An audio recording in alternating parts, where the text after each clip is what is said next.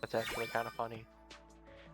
Basically, there was a rumor where a trekker was ascending a monolith and came under attack by one of the stellaroid monsters, and she happened to be holding a bottle of pep juice. In that moment of desperation, she wished to pep that she would survive. The bottle flew from her hand and hit the stellaroid square on the head, knocking it out cold. The trekker made it out alive. Ever since then, the legend of wishing upon pep juice started to spread. Pep is, I believe it's like a penguin or whatever. It's like a mascot for the Pep juice company or whatever. And so ever since this incident, the legend of wishing upon pep juice started to spread and become legit. And I guess Noya, who was sitting nearby listening in to whoever was telling the story, tilted her head and pointed to herself. Wait, wasn't that me? That was seriously dangerous. I almost died. It's funny. We hardly even know the characters. I just met them, and that definitely seems like a Noya thing to do.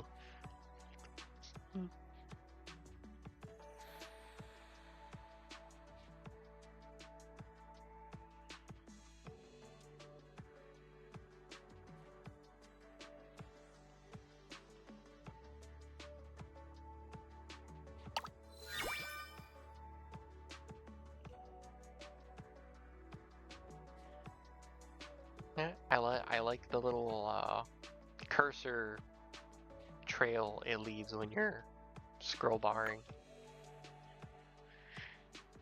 It's the little things. Alright, so that was a monolith log. Monolith Research. Not even gonna bother with that yet. Research project.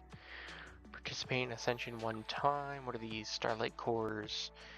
Used to activate research nodes in Monolith Research. Normally, the monolith always appears pristine when you step in, so these cracks and flakes seem oddly out of place. Yet even these seemingly worthless bits of debris have become prized research material among scholars, and with that came fees and commissions. Fair enough. So, participated in Ascension once, we did that with the tutorial, well, the initial part of the tutorial. Clear Dust and Flames on difficulty 1, we just did that.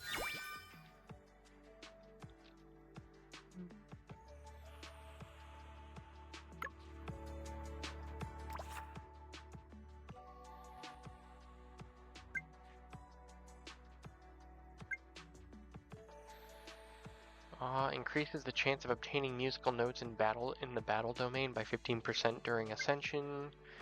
Active at the start of Ascension grants 3 additional music notes. At the start of Ascension, acquire an additional 50 Stella coins.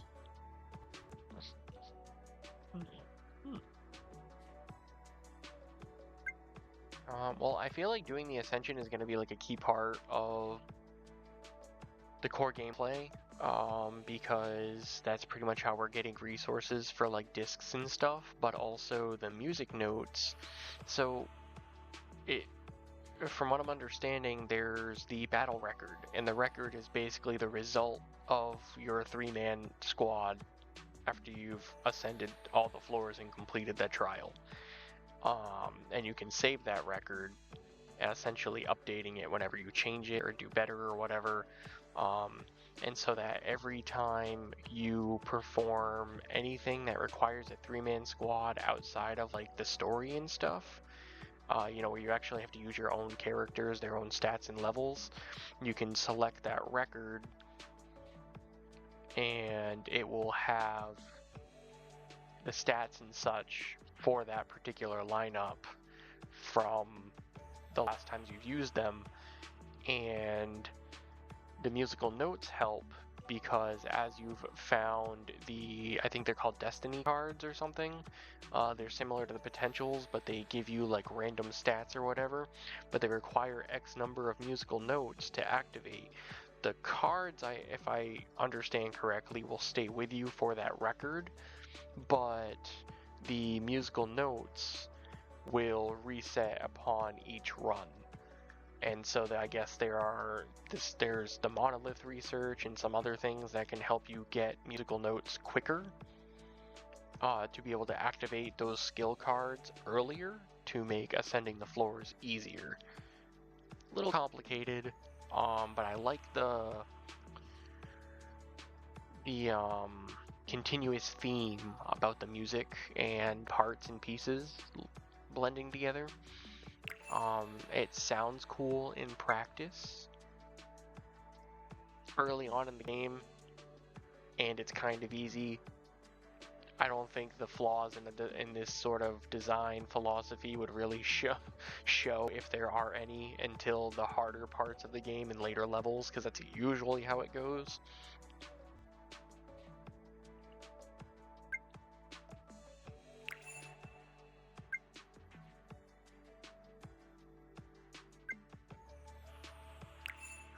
So I guess to start, I'm just going to invest in Harmonic Heartstring 1, which increases the chance of obtaining musical notes in the battle domain by 15% during Ascensions. At the start of Ascensions, it grants 3 additional musical notes. It doesn't sound like a lot, but I noticed some of the activations were only between 10 and 12 notes, so having a quarter of it already ready to go in a random elemental music note slot sounds good to me. And at the start of Ascension, acquire an additional 50, I think they're called Stella coins or Stellar coins, which is useful because the sodas at the merchant shop were only like 200, and I usually wind up like buying one and then being like 50 to 100 short. So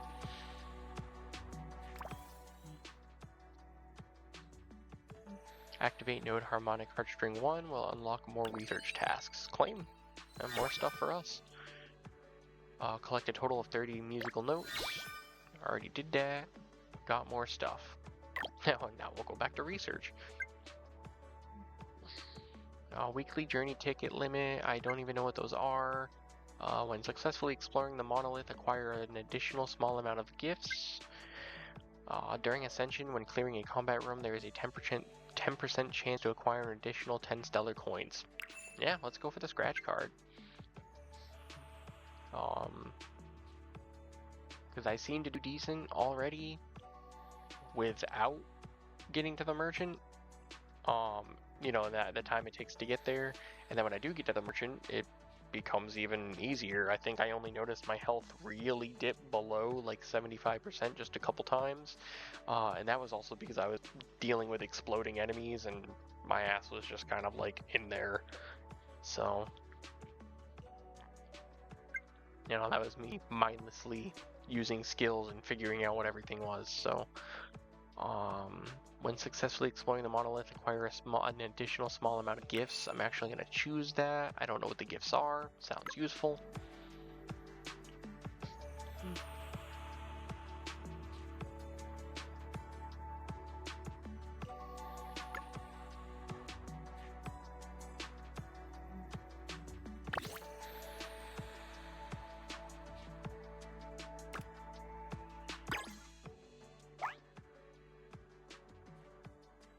I'm gonna do this penguin thing real quick that I did earlier, and just now that the characters are level 2, see if I can do it with 3 stars. I could probably very easily level them up. I don't want to waste the resources yet, so I'm being stingy.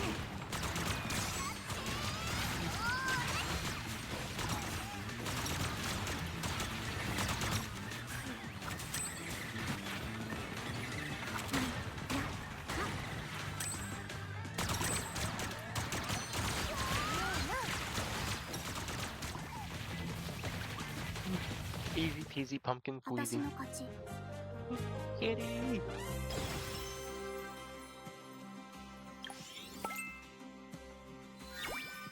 Look at that. Extra EXP. Difficulty 2 is locked until authorization level 7.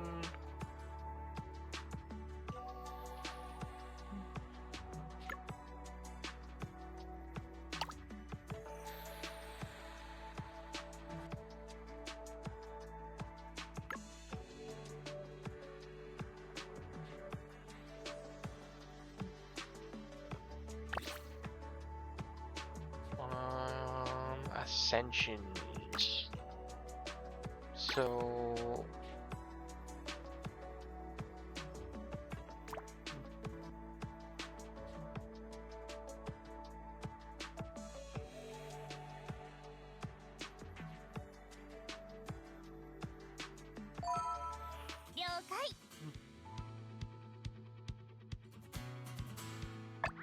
Oh, you know what I realized? I never upgraded Iris to level 2. Whoopsies. Let's change that. I swear to goodness I did that a couple hours ago.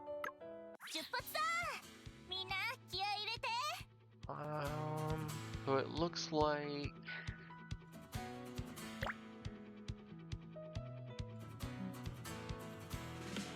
So it looks like Hylia is my one Lux, my one 4-star. Everybody's a 4-star for Mystique. She's my only 5-star, and she is Umbra. Anne and Noya are my only Ventus, which is Wind. My only Aqua is Iris. And my only Terra is Ridge. So...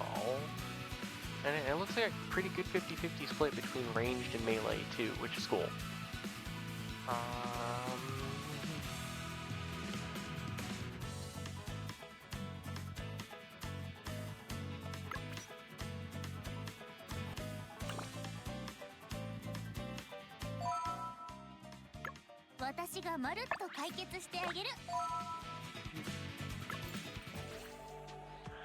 So that's Fire and Umbra. I could probably do it.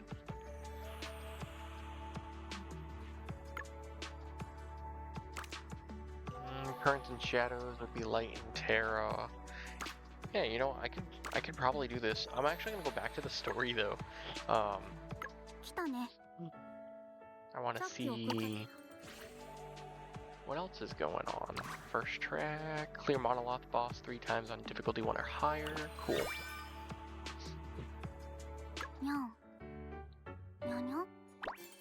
Oh, we got mail. What do we got? Special pre-registration gift and a pre-release live stream gift. Oh, this was 10/19. Why did these not get picked up? The Sprout ticket, which is used for recruiting the permanent Trekker banner. Starborn Pioneer unlocks the honor title Starborn Pioneer. That's cool.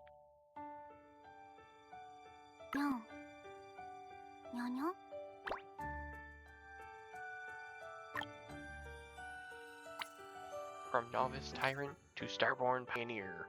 Mwahaha. Or no, you know what? We'll still put the Novice Tyrant on there. Oh, we'll put the Starborn Pioneer first, just because that was pre-reg.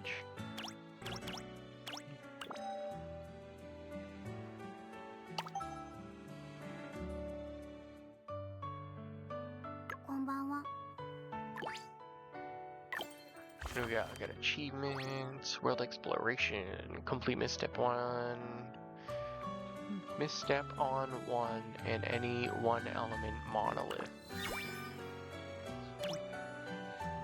Complete Dust and Flames on difficulty 1 for the first time. Trigger ND Ventus Mark 10 times, cast ultimate 10 times, cast main skill 20 times, support skills 10 times, and support skills 20 times. Interrupt Wrath Juggernaut's crawling attack once. Defeat 100 Cursopods of any kind in the monolith. We shall claim all of those.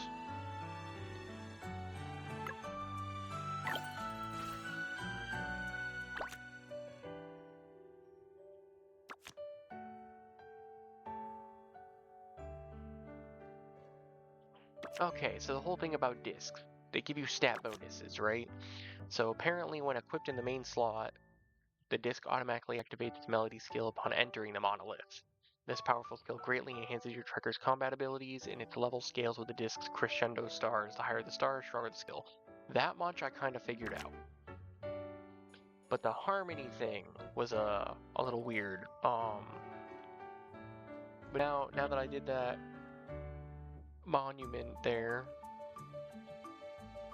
if the disc is equipped in the main slot, the harmony skill requires collecting specific types and quantities of element musical notes during the ascension to activate. Okay, so it's just like the other skills. If it's in the support slot, the musical notes corresponding to that specific disc will be added as initial musical notes. And these musical notes can also be used to activate the harmony skill in the main slot. Cool. 来たね。さっき送ったチャット見てくれた？ Clear element monolith in ascension once. Clear one tracker to level 10. I ain't doing that yet because I don't want to waste materials. I'm so very picky about that. こんばんは。お腹は？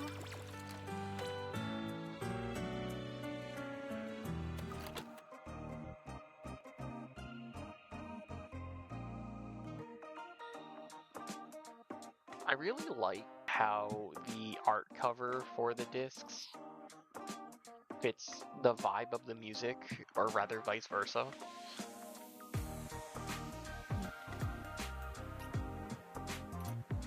But like a picture is worth 1,000 words, right? Or so the phrase goes.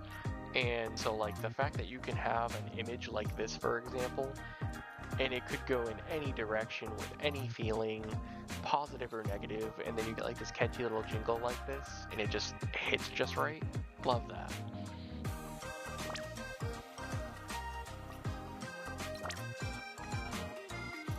Alright, cadence, harmony, increase. What is this? Don't. From base attack from 5 to 51, increases the support tracker skill damage by... Oh, okay, so... when you go to upgrade discs, oh, that's cool. You can even set these as like your main themes and everything. That's cool.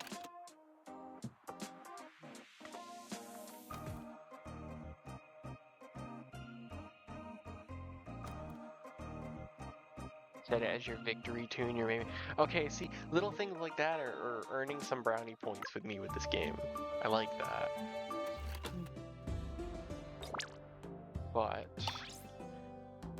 okay, so if you have a disc, you know, you have a disc, but if you have a disc more than once, that is how you activate the crescendo. That's what I was wondering from the start. That's cool.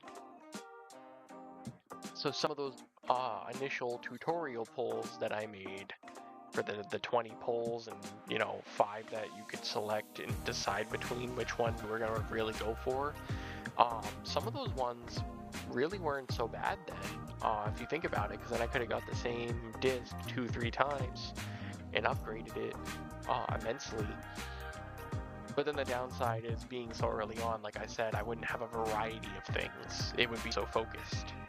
And that's not very helpful when you're just starting. I think any type of game with theme elements to it, and it's most especially noticeable in anything that has RPG elements and mechanics as well. And so obviously gachas strike those two right in the heart right there, because those are usually poor gameplay mechanics. You really just want your variety,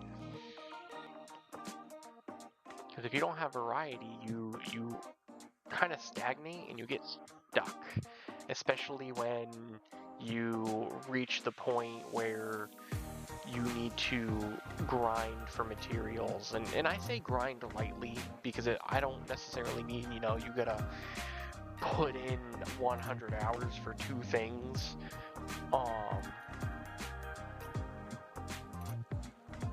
But like regardless, you can, and obviously that was a very big exaggeration, but you can essentially put yourself in a situation where you're locked for time, resources, battery or energy power or something of the sort, etc. And it just makes it so much harder to get the things you need because you didn't really think about those minor investments very early on. No, like, even if you're a casual player, I'm just saying, like, try to go for variety in things so that you don't get stuck. Because especially in where it's a gacha style game and it's not like any other game or RPG game where you can put in time and effort and resources on your own time and just get the things you lost if you decide to pick a different route or go to a different place, etc., or farm. In a gacha, like, the odds are already stacked against you in virtually every way, shape, and form. And on top of that, like, you're very limited on how much you can grind. You're very limited on resources that you can use for pulls, etc. And so the odds are already stacked against you even before you get to the actual gacha and pulling aspect of the characters. So variety. Somebody once said the variety is the spice of life. And I will preach that, even in video games, even with the simplest things and party forming. Like, take this for example, you go and play an old school Final Fantasy game, you're not gonna beat the entire game brute forcing. Alright, like, let me give, like, Final Fantasy 4 or even, I think, 5 is the other one I'm thinking of as examples. You're not going to beat those just brute forcing everything as over-leveled tanks. Theoretically, because the way those games were made, you probably could try. And you know what? You want to waste all that time and go through all that frustration trying to reach level 99, you know, to be a bunch of bare-fisted tanks just to prove the point and say you did it? I mean, kudos for you. Is it going to be fun? Probably not. Is it going to be painstaking? More than likely. And then some bosses and parts of the game will be so much harder than they need to be. Whereas if you spice things up with a little bit of variety, you know, you got your White Knight, who is essentially damage dealer and healer and protective character mixed with a summoner who's got a variety of effects and can use black magic. Well, now you don't need a mage, or a black mage I should say. You don't really need a healer or a white mage unless you want to invest in a high leveled one that can also do a lot of damage to, like, undead and stuff like that, and resurrect teammates and provide assistant buffs rather than just healing. Yeah, I'm going a little overboard with the example. I'm sure everybody got the point 5 minutes ago, but yeah, you know, variety especially. And I don't know about everybody else, but not just as a way of gameplay progression and making things quote-unquote easy, but just, it's a gacha game. So, like, every time I hear gacha, the reason I get excited is because I'm like, oh, we have a big world full of so many different characters and things. I wonder what I get to see.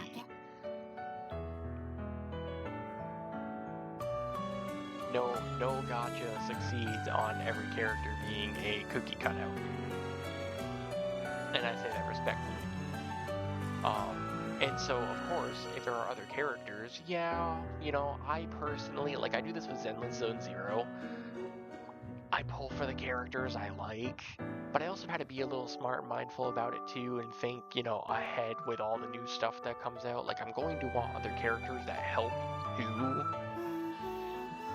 Like, for example, I'm not really a big fan of Harumasa. I think he's a cool character. Gameplay-wise, I was just kind of like, eh. If I got the chance to pull him, though, because I wasn't playing the game actively, I was way too busy with work. I wasn't playing the game actively when he initially had his banner, so I missed it. If I had the chance to pull him now, I probably absolutely would, because even though I'm not a big fan of him, I need the electric characters. I need that variety. Same with the ether characters. Like I have Nicole and I have goodness, who is one of the new ether characters? My brain's crapping out on me, but I got one of the last ones. Oh, Lucia. So I have Nicole and Lucia, but those are the only ether characters I freaking have. Would I absolutely love Julian? Absolutely. Would I really like Astra Yao? I love her character. I like her part of the story. Gameplay-wise, I'm just like, eh. But I would totally pull for her because I need more ether characters desperately. So, yeah, variety. Variety always wins, no matter how you look at it. Yes, there is unfortunately such a thing as too much. But that topic, that subject is arguable and debatable by scholars across the planet because it depends heavily on context and what there is too much of and why. And that's going to be on a case-by-case basis. Unless it's something very simple and broad, like, oh, there's too much of the same, then yeah, that's going to be a problem. But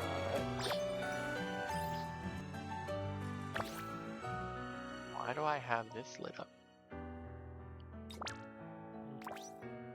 Oh, right, because I completed an ascension with her. Oh, cool. It's gonna sound a little silly and redundant.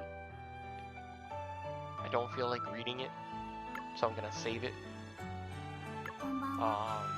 Because I want to do more story. I want to see what's going on. What time is it? Oh, yeah, I'll probably be quitting this soon.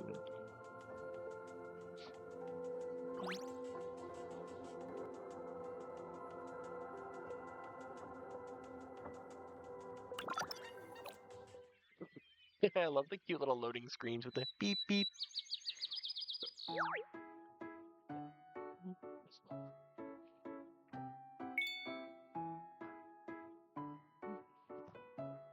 Okay, so it's called the City of 1,000 Monoliths, but there's only 7.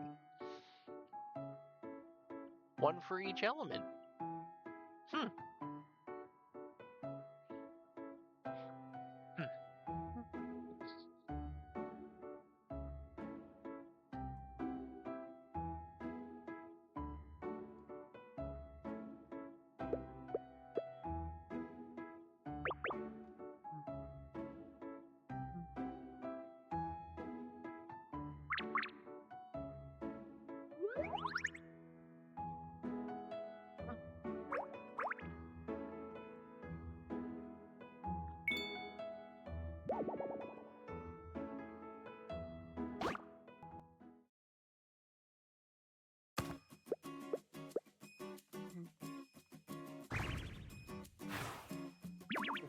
Poor Iris.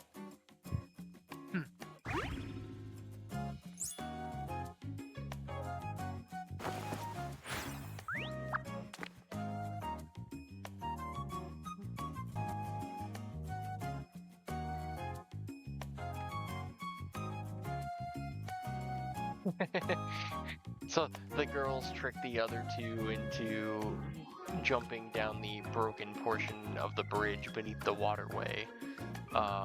Turns out it wasn't even, I mean, it was broken and busted, sure, but the drop was actually like wreckage that made a makeshift staircase.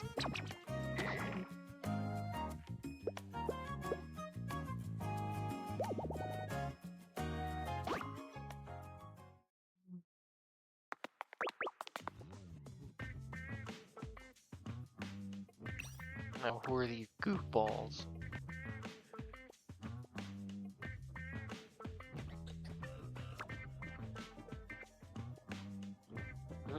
Gangsters out of the way, we don't mess with kids.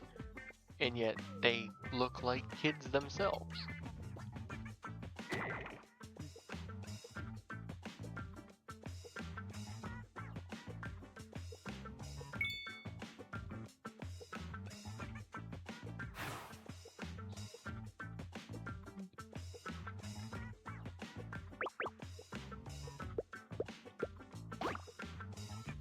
Bets on who wins.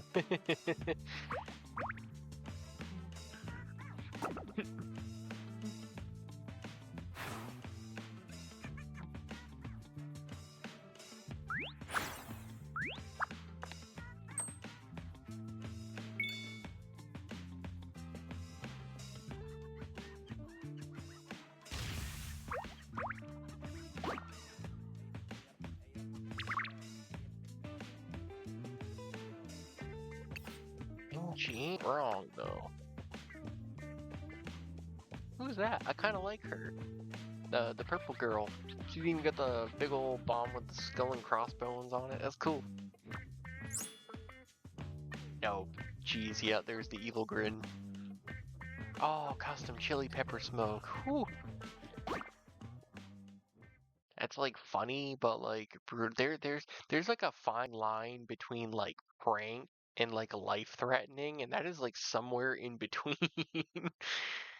Oh, a little landmine smoke grenade type thing with a gadget that releases chili pepper smoke. Oh God.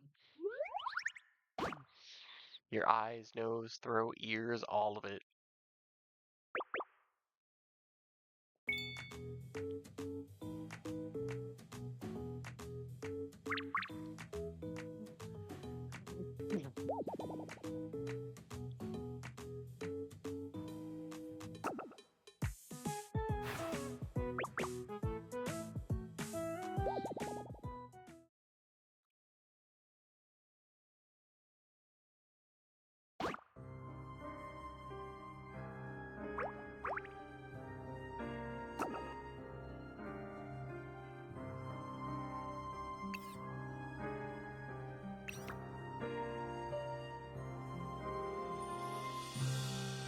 What is up with her thighs?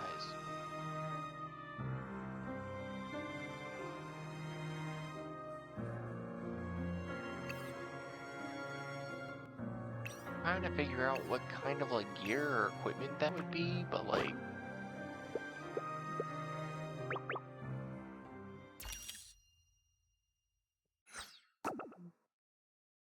oh, Ashwind Clan, so Minova must be baseball bat and skateboard girl.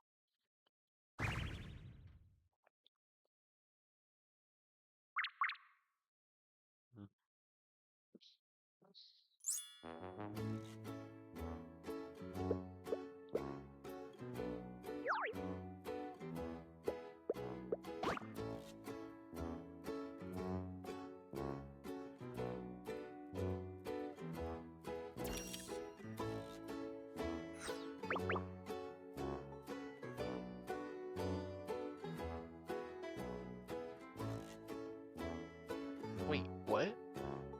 Whose older sister?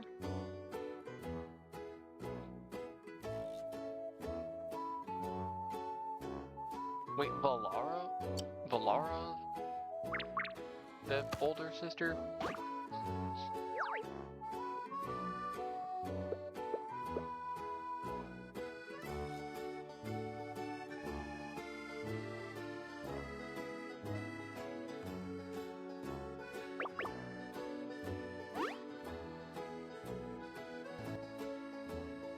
Mhm.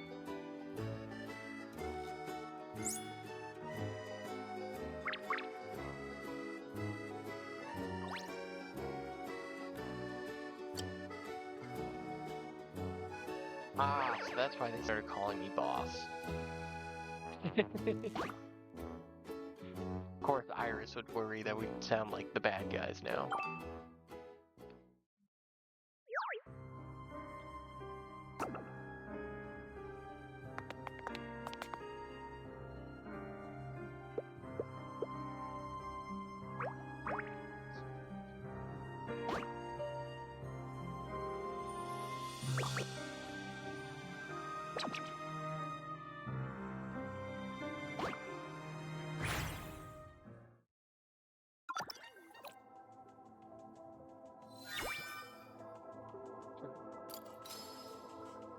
Oh, battle. When words fail, the sword shall speak. Amen.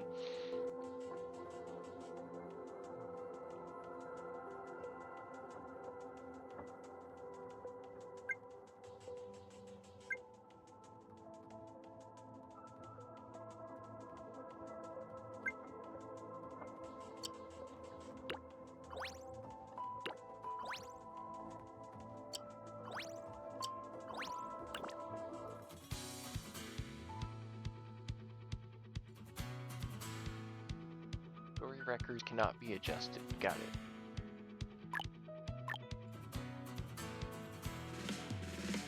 What?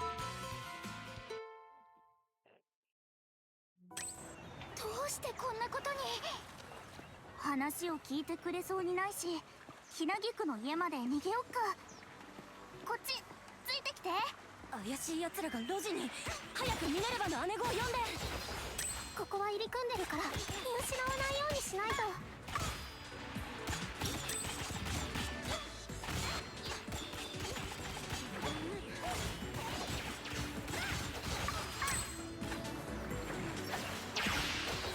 Oh, that was cool. How did I do that? See, so she has a skill. See if I can. No cost energy, 5-second cooldown, unleashes a flurry of sword strikes. Yup. Can trigger Ventus Mark Breeze, generating a cyclone.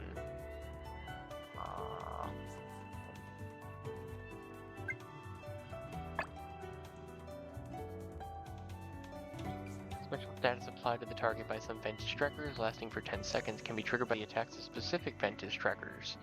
When triggered, removes a status and activates special effects. So, like, I get that, but like, so she has like her regular sword strike combo, which is like 4 to 6 strikes, and then you have this.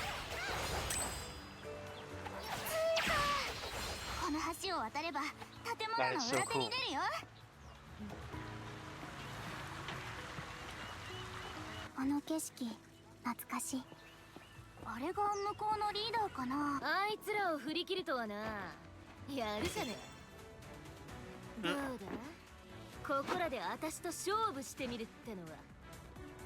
Okay, I kinda like her vibe and her attitude. ずいぶん自信があるみたいだけどやるからにはこっちも手加減しないよ。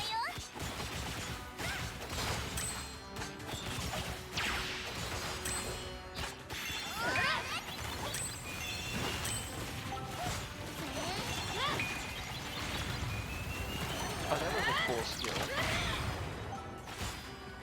But that must only be usable from Amber when she's in support.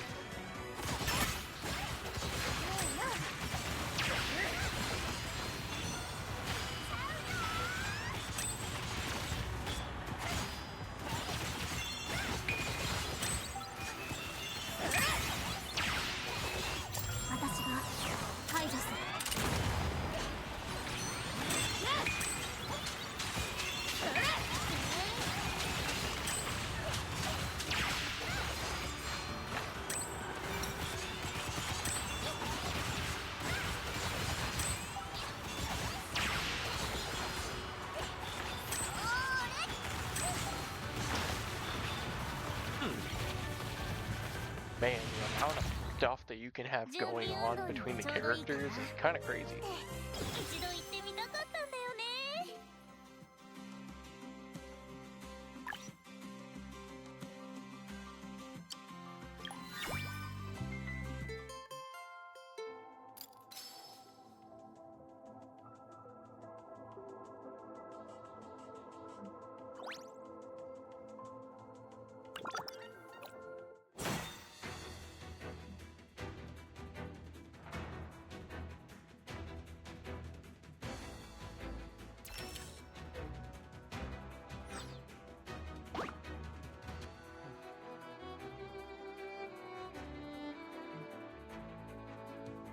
What do you mean we lost? We won flawlessly.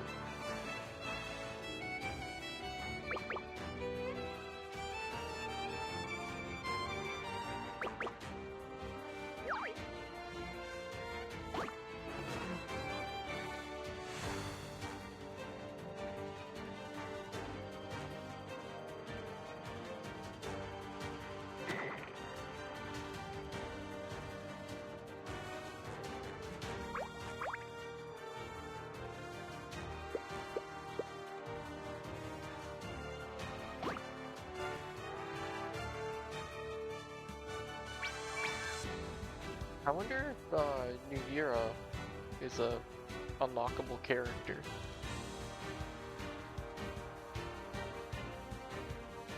I like Bomb. Bomb go boom.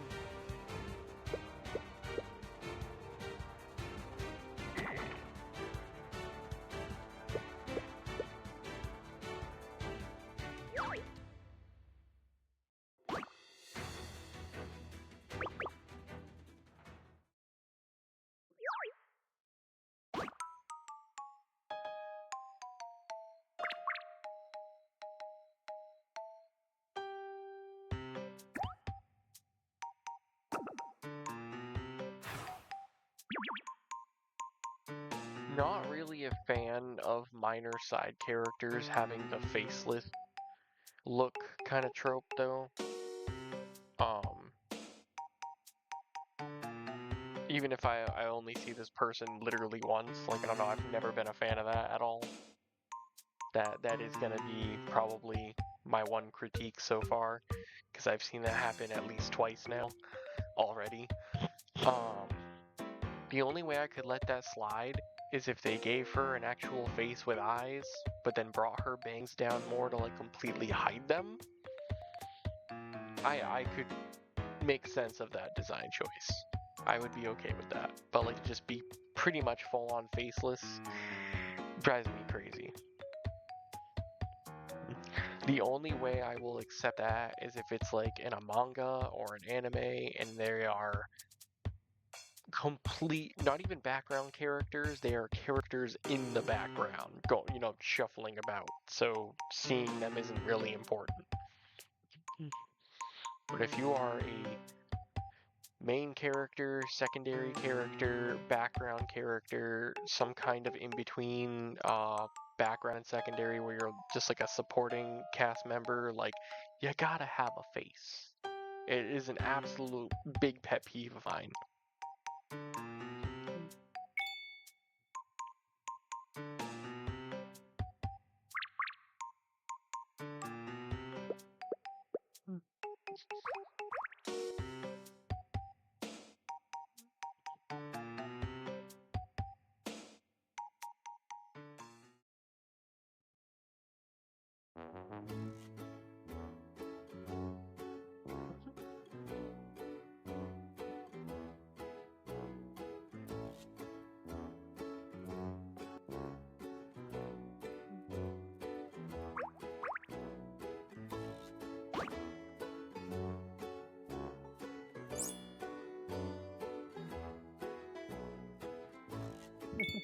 Start calling her Lady Iris now.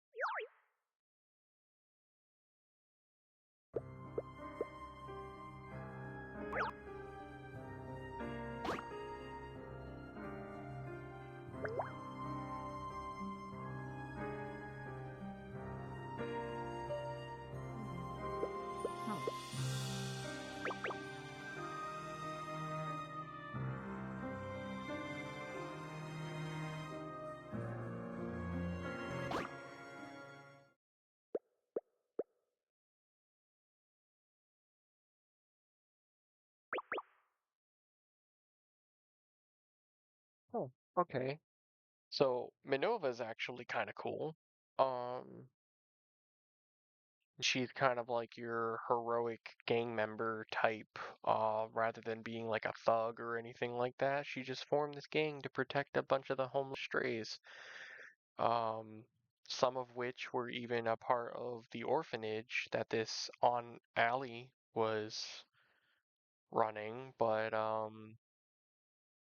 her and every other person just up and disappeared overnight.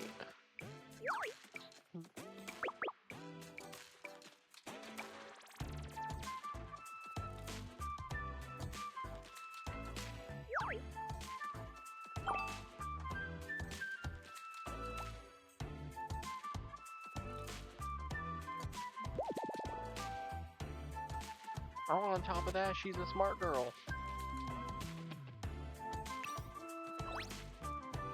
The genius who made it out of the Ash District, first kid from here to get a scholarship to the Platinum Academy in 10 years. She came back to protect the little guys.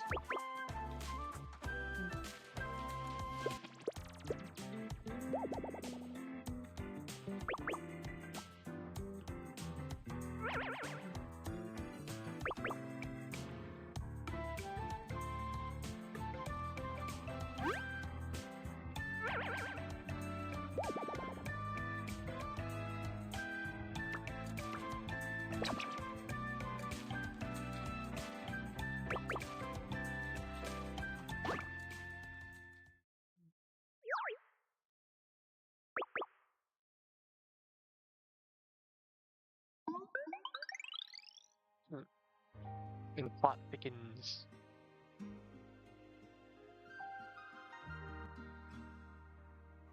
Got a nice painterly style for the environments, which I find interesting. Like it's not bad at all. It's somehow fits, even though it's almost like a completely tone and style than the characters themselves. But yeah, no, it kind of is.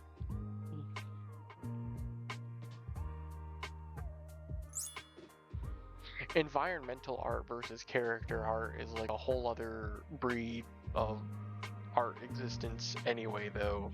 Like, both of them individually, I feel like you can't even compare the two because the different type of thought and processes that go in, while similar, are still sort of different.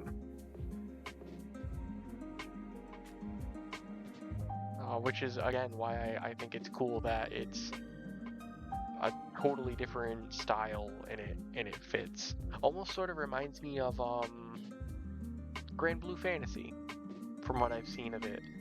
I say from what I've seen of it, it's one of my all-time favorite series that I've got into. It's just very hard to continue getting into the media because it's like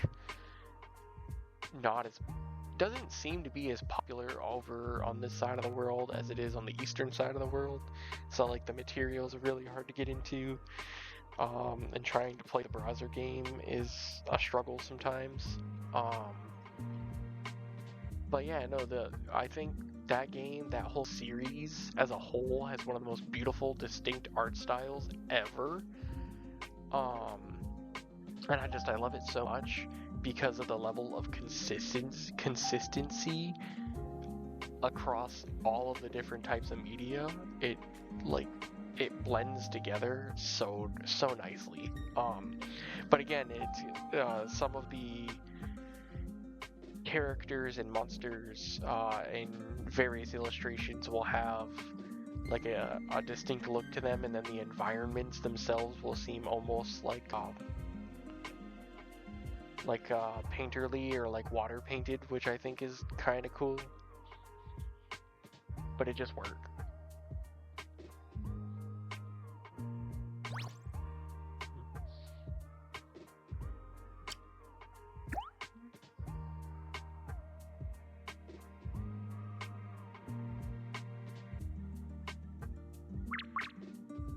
I could see this making kind of a neat anime though.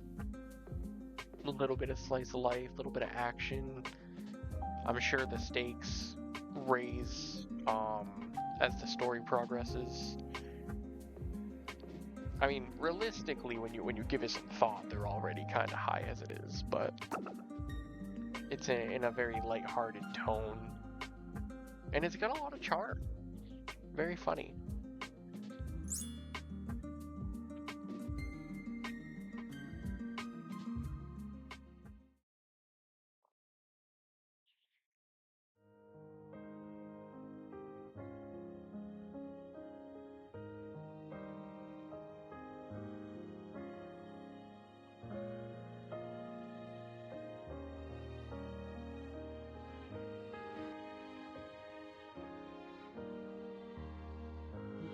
Oh wow, it's a totally different look for her.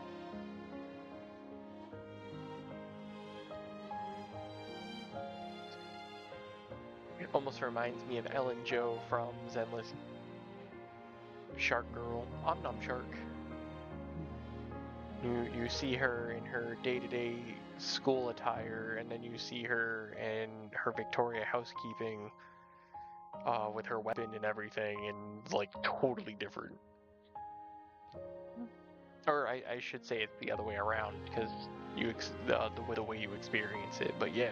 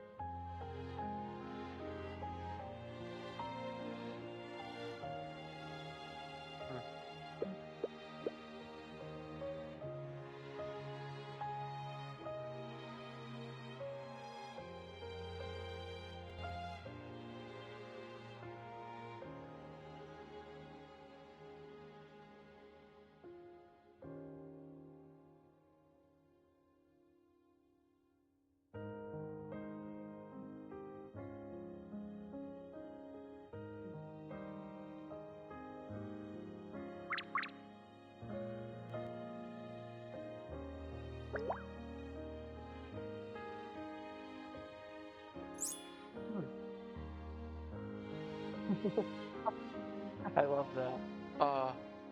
So, basically, Minova was the equivalent of a street rat too. She grew up poor, had to resort to whatever she could to survive, made some petty thuggin' or muggins here. Not really against people, but you know, like petty theft in general for like food or coin or whatever. But seemed like the other gangsters would just, like the genuine bad sort, would just get a hold of her and beat her down, take whatever she had, like they would everybody else. And she thought becoming a platinum student and attending that academy or whatever would lead her out of the slums and out of the dumps and into a better, brighter future. But while she was trying to run away from her past and her life and growing up the way she did, she couldn't let go of the fact that she was watching other younger children go through the same thing. And so she tried to stick up for them, got her ass beat. You know, she wasn't that fiery, feisty fighter anymore. You know, she was a platinum student. And so she started fighting back and pretty much started this clan to protect those who couldn't protect themselves. I gotta say, that's pretty honorable. You know, you live pretty much a life of shit, and then you finally get out of it and you have a chance. And on top of that, you don't just get out of it, you know, by yourself, but you have at least one or two people in your corner helping you. And then you just can't stand by the injustices taking place and decide to pretty much throw that all away to go back to, you know, to force yourself to go back to your roots, to protect other people.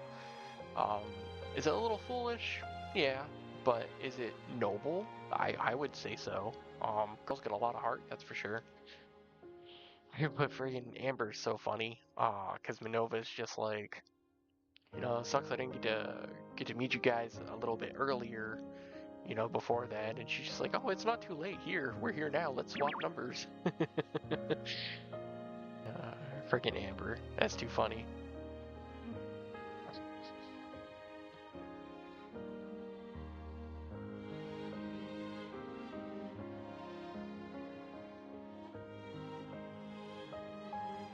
Unfortunately, this Aunt Allie went missing, and a bunch of gangsters moved in to the district to take advantage of everybody else that they deem below them. And so she decided to study really hard, taking advantage of the Platinum Academy's resources to learn better techniques and fighting skills and study the gangs, and yeah, even went as far as to make herself her own outfit and pretend to be the biggest badass. That's funny. All that just to protect a place that meant the most to everybody. Because even though it was an orphanage, it was one of the good ones, and it was the one that kept everybody safe on the street. There was a line earlier where one of them said how it used to be so great because even if there wasn't space in the orphanage and you couldn't get in, you could sleep on the same street or down the road underneath the bridge and nobody would bug you. Like, everybody just kind of looked out for each other. Sucks the place had to become an orphanage and not, you know, something greater than that for everybody, but it seems like it definitely did its part, that this Allie woman did her best. So what the hell happened?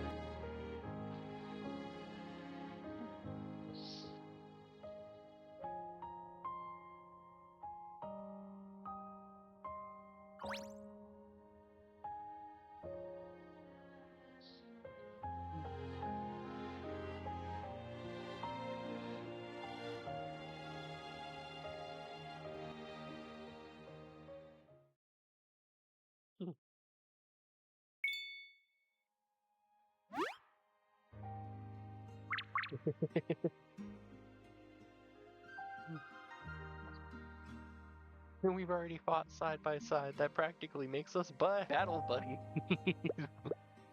More like you were beating on each other, but yeah, I guess that works.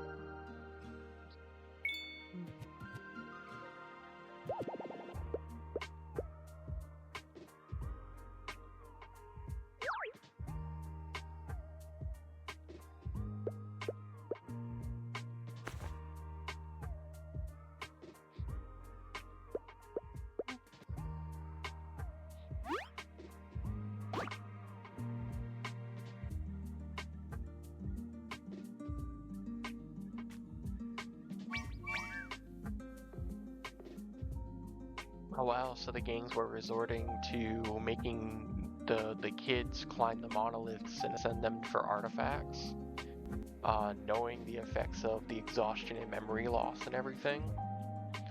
I reckon, I don't know this universe's, you know, rules, but I reckon that's probably more exhausting for kids than everybody else,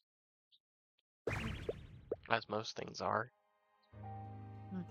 Oh, and apparently the same companies behind it that stole the RV.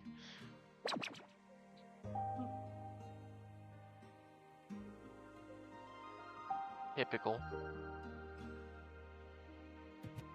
high-end corporation using the less than savory folks down below to meet their quotas and get what they want. Some shady business practice right there.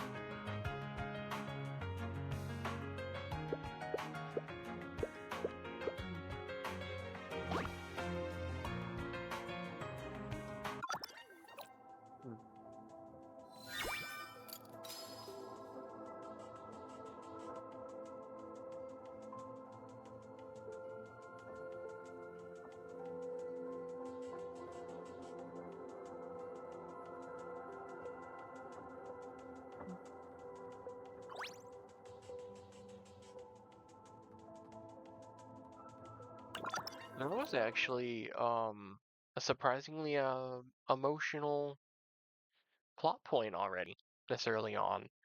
Um, I'm a little surprised, but I guess while it was very tropey, um, it wasn't bad, and it's definitely, albeit slowly, setting the stage for what's going on. Because if we're gonna tackle something like this already, even it with the lightheartedness, then it makes me wonder what the big world scale problem is going to be. Excuse me. Yeah, it makes me wonder what the big world scale problem is going to be. Especially regarding the main character and their amnesia. So.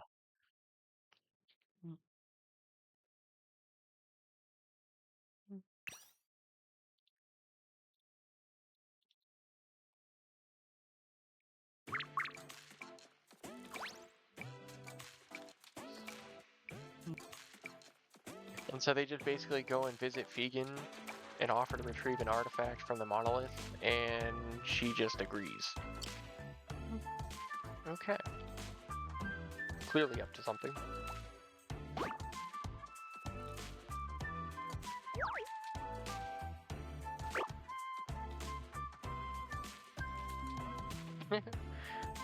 The monoliths we usually climb are packed with stellaroids. Those in this place feels like browsing a gift shop. Apparently all the stellaroids are frozen in time, all the traps and stuff are disarmed, everything's like all neat and organized and calm and peaceful.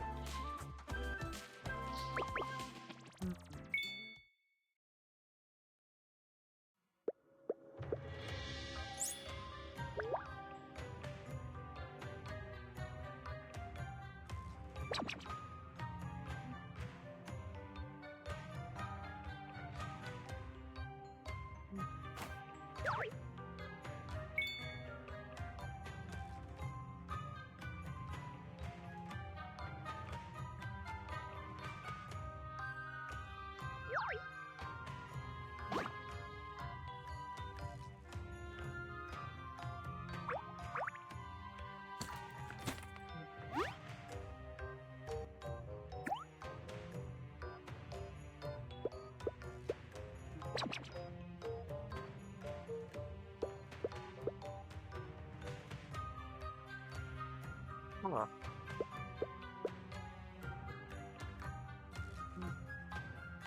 So typically, from what I'm gathering, whenever they open a wishing box, you know, they have to make the wish and imagine whatever that thing is, and then that thing is spat out by the wishing box in the form of an artifact. But Vegan, this corrupt, shady CEO of that company there, has been, or at least was until Minova showed up, using the children to pay off the debt to the orphanage that Allie owes by making them manufacture artifacts. But it's not even the normal way, because in her words, everybody imagines the same things a little bit differently, and that's not efficient.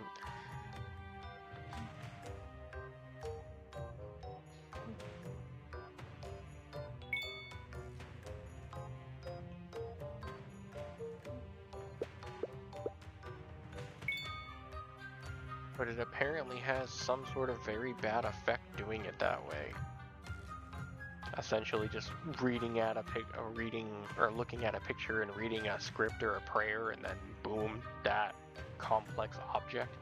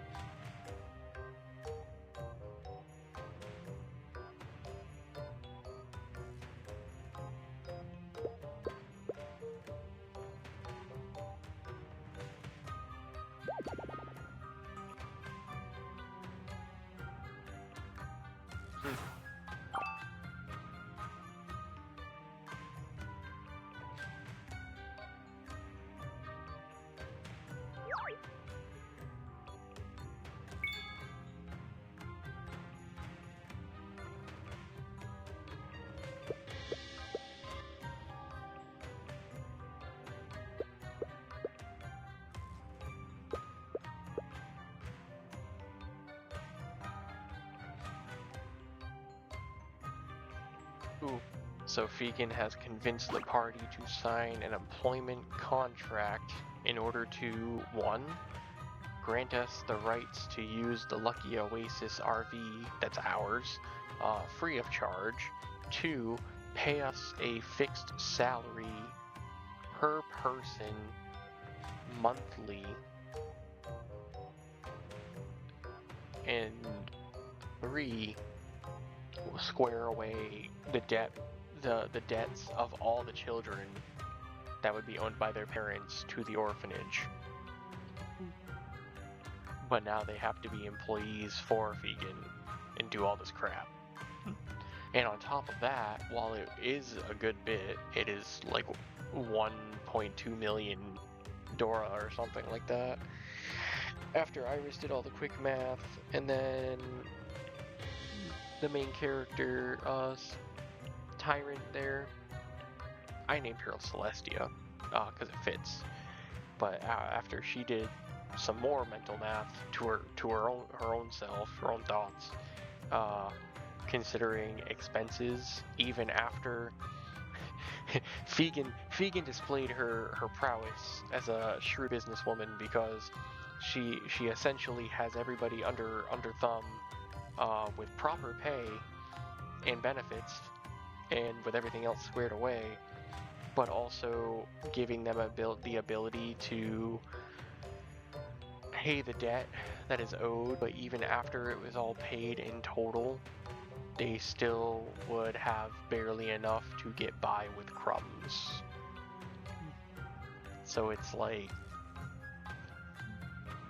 just enough incentive for the sake of the children and everybody else, and enough to play ball, but not really enough to dispute or contest anything of the sort.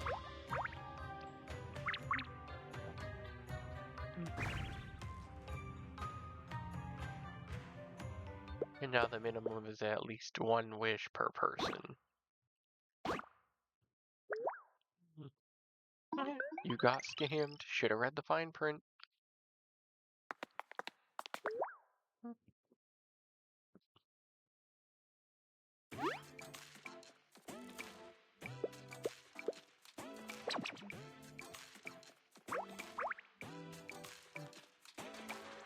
Oh, and between the 4 of them, they made 10 wishes? What the hell?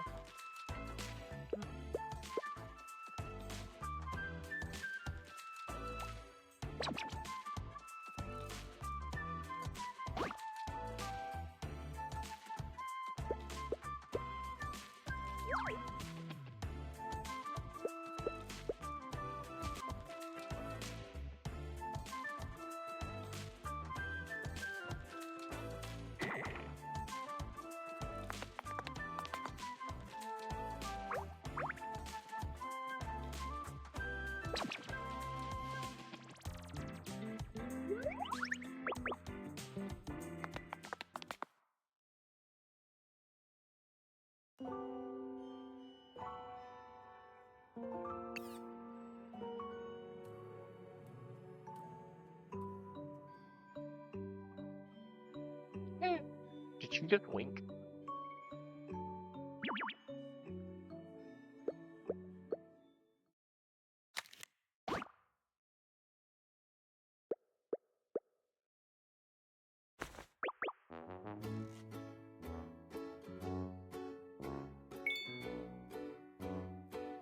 Wanted that? What?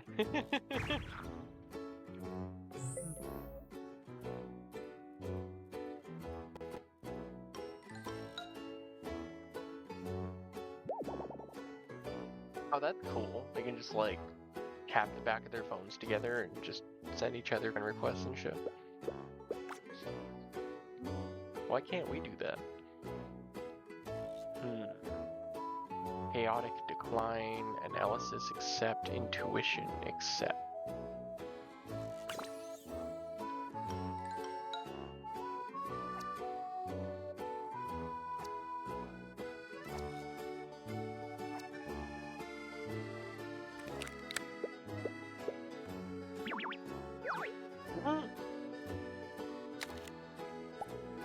Too cute for her own good sometimes.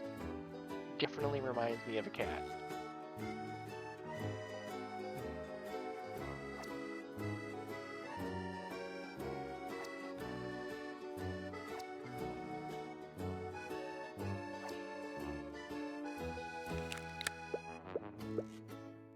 Yeah, she doesn't seem low on energy at all, I agree.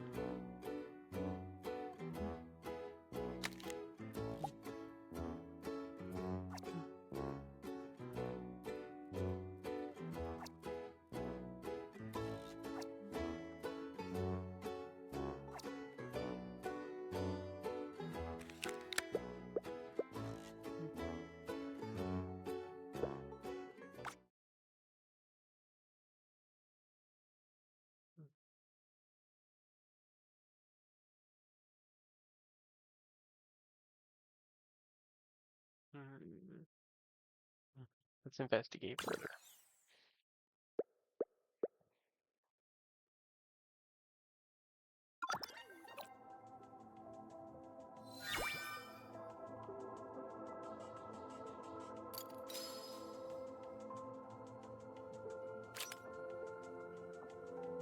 Unlock this route after exploring other options.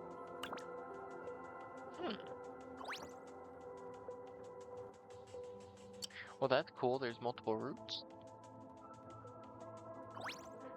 Alright, so what if I go through this and I just like skip over everything?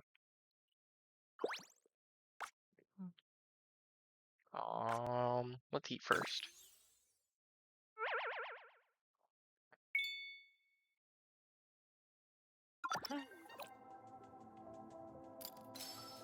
Aha! Sometimes the simplest meals hold the greatest power to heal a wounded soul. Or, more often than not, the answers hide in plain sight. Either way, those are going to wait. I wish there was like a percentage for how much of the story chapters you've completed, similar to Honkai Impact 3rd.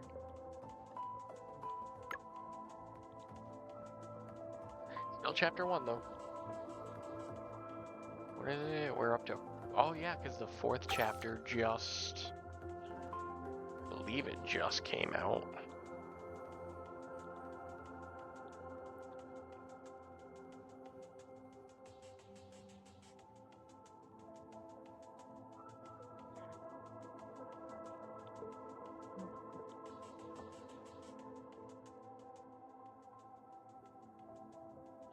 So, Chapter 4 of Stella Sora released on October 19th, 2025. I don't know why I said the year, obviously it was the year. Really? October 19th?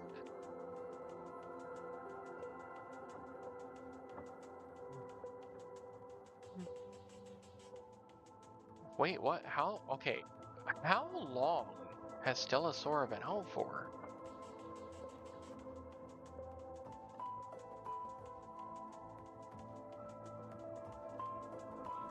Because Chapter 2 came out November 17th, but then it said Chapter 3 came out December 18th, 2024? What? No, that doesn't make any sense. Oh, okay, the Chapter 2 is part of the game's version 1.2, which was officially launched globally on October 19th. That makes sense. So after global launch. So global launch had the first 4 chapters.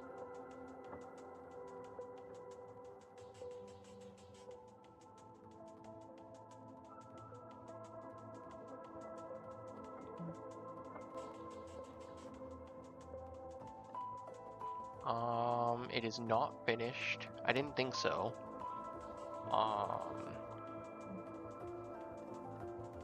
Released on November 17th. Game is scheduled for maintenance on December 8th. I know that because that's what I just ended up updating. So I'm gonna glance on their official website real quick for news.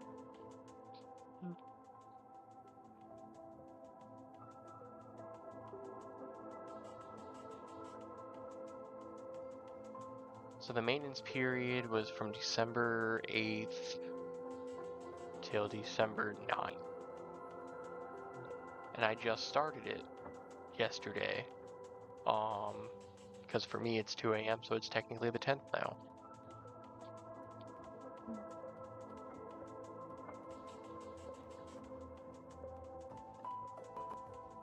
Okay, that's what I thought. Because they have the 2, or I should say 3 new banners.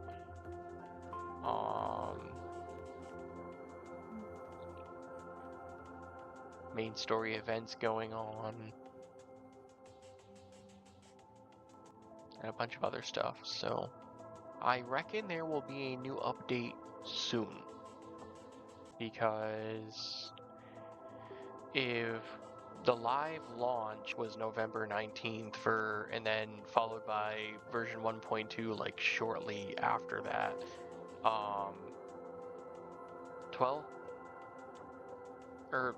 version 1.3 was just before the other day, because the 8th was when they just did all the maintenance for version 1.3, so 1.4 should be coming soon. So yeah, this game is just getting started,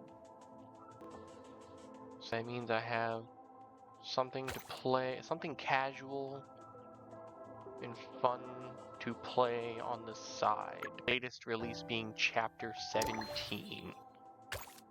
And we are on Chapter 8?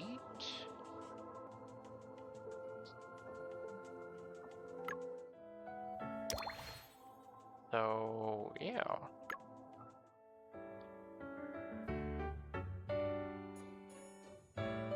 Alright. Well, that is certainly all for now. I know I'm not streaming, I'm just recording, but I think this could be a fun little side thing to share once in a while. Something new, something fresh. And I'll probably just upload it to the channel like usual. But that's all for now. I think I'll check this game out again soon.